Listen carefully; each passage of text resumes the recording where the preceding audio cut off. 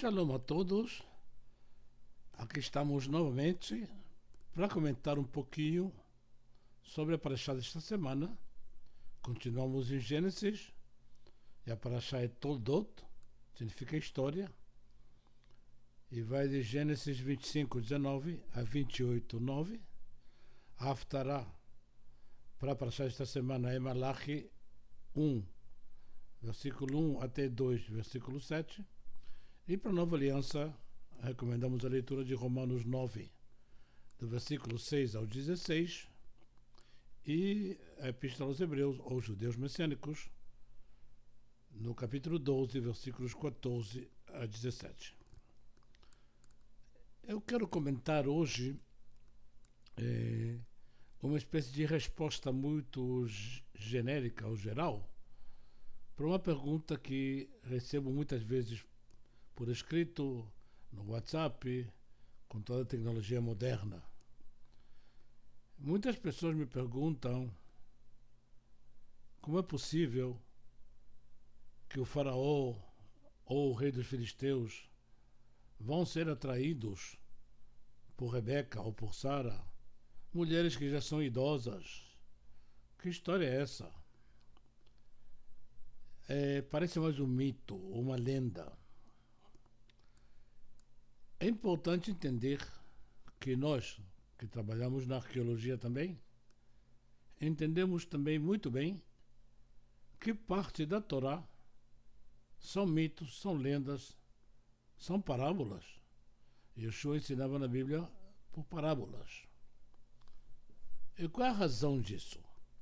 Comentamos muitas vezes que ao longo desses períodos da história, a grande maioria das pessoas não sabia ler e escrever.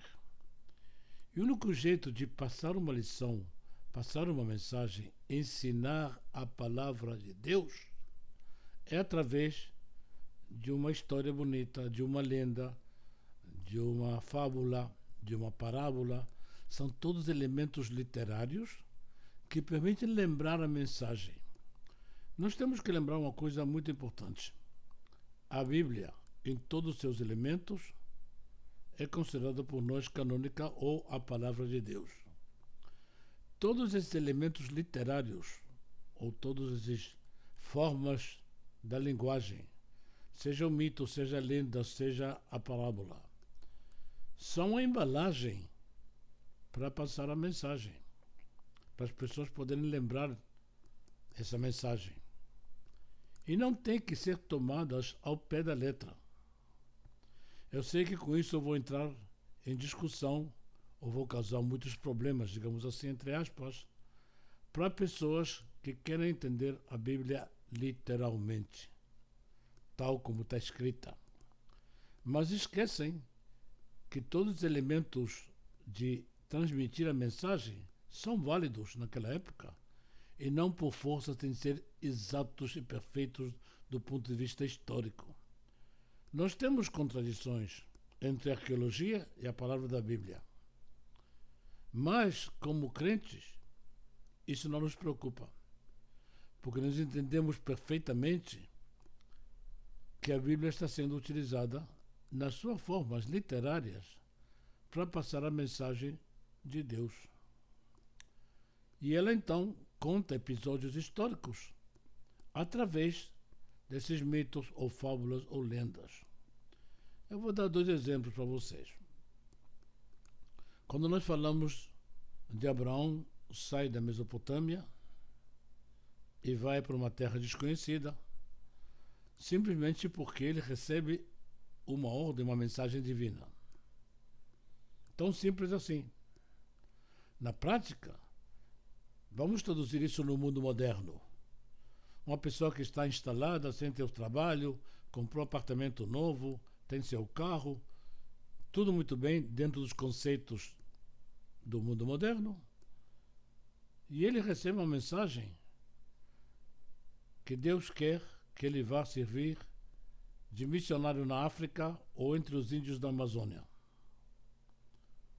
Quantos de vocês estariam dispostos a deixar as comodidades da vida moderna para levar a palavra de Deus lá na África ou entre os índios da Amazônia? Essa é a grande pergunta.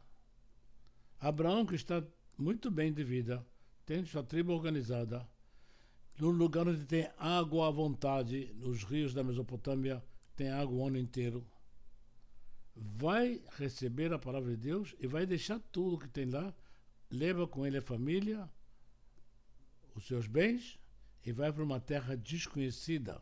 Por quê? Porque o Senhor mandou ele.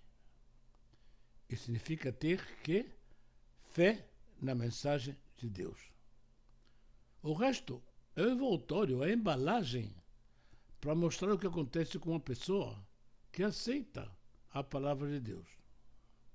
Do mesmo jeito, na paraxá de hoje, vemos o conflito entre o agricultor, que já está instalado no seu terreno, que tem água o ano inteiro, tem as suas comodidades, e o pastor, que depende da chuva, do alimento para os seus animais, é nômade, ele vai de um lugar a outro. Esses dois grupos, naquela época, estão entrando em conflito sobre quem vai aproveitar o terreno. Obviamente, quando chega um rebanho de ovelhas, não vai prestar atenção ao terreno do agricultor e vai devorar a plantação dele. As ovelhas causam dano ao agricultor. Há um conflito. A Bíblia não diz que tinha conflito entre agricultores e caçadores, ou entre pastores e agricultores. A Bíblia vai narrando os eventos para servir de fundo, para explicar como era a situação naquela época. A discussão sobre os poços d'água em Beersheba significa água para os animais, significa sobreviver no deserto ou perder o seu rebanho. A Bíblia não explica desse jeito. A Bíblia explica o conflito entre dois grupos. Então, não é que tudo seja fábula, não é que tudo seja lenda, mas assim, estamos falando de uma obra literária que foi criada ao longo de muitos séculos para explicar a mensagem de Deus aos seres humanos.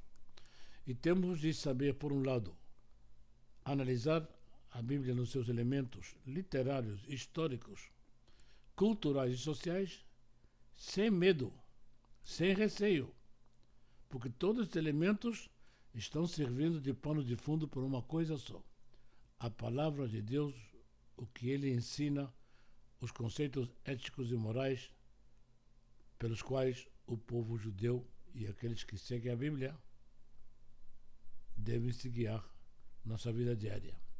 Então, a lição de hoje é muito simples. Não devemos ter medo de estudar a Bíblia como Bíblia e devemos estar realmente abençoados ao receber, através dessa obra literária fantástica, única e gigantesca, a palavra de Deus. Essa é a mensagem nossa para o dia de hoje. E Shabbat Shalom para todos.